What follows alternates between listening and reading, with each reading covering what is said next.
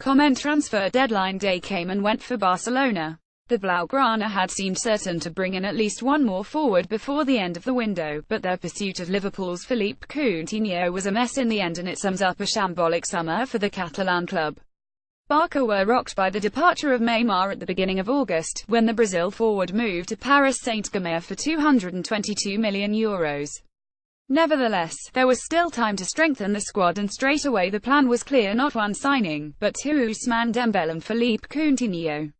Unfortunately for Barca, everyone in Europe knew about the €222 million burning a hole in their pockets, and Neymar's move served only to further inflate prices in an already overpriced market.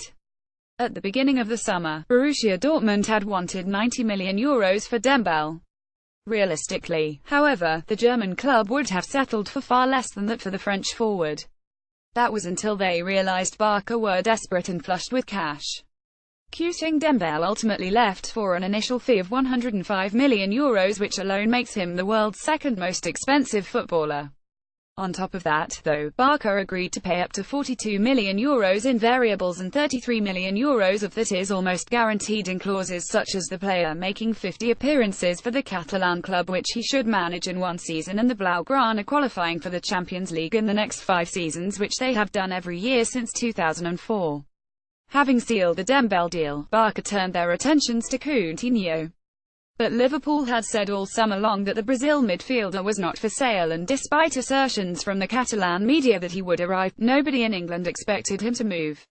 If Barca knew that, then why did they keep pursuing Phil? Had they learned nothing from the energy wasted in chasing Marco Verratti earlier in the summer? Verratti wanted to join Barcelona, and so too did Coutinho, but the teams shut the door, and Barca's inability to secure either transfer is a damning indictment on the Catalan club in the current state.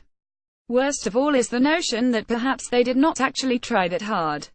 Why did they waste so much time when the answer was no? Why were no other targets sought out until the penultimate day of the window? Moves for Juventus' Paulo Dybala and Monaco's Thomas Lemar were reported, but such transfers take time.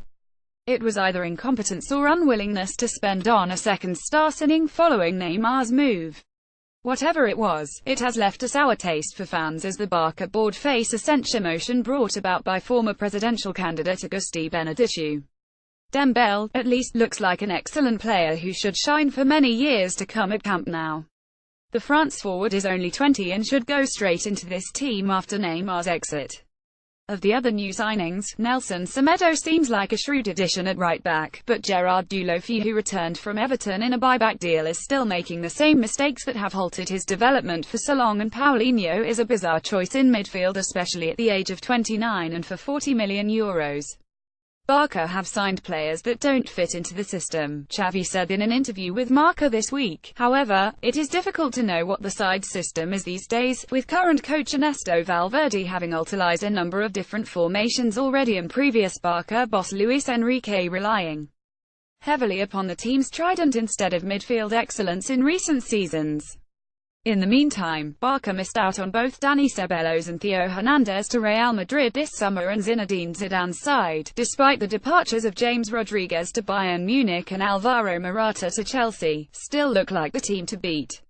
Madrid could have done with signing another striker as backup to Karim Benzema after Morata's exit, while the injury to youngster Jesus Vallejo has left them somewhat short in defense after Pepe left for Besiktas. However, Los Blancos' squad is still tremendous, and after Barca's summer of discontent and Atletico's transfer ban, which included failure to bring back Diego Costa in time for January, the Spanish and European champions appear well placed to dominate again both at home and on the continent.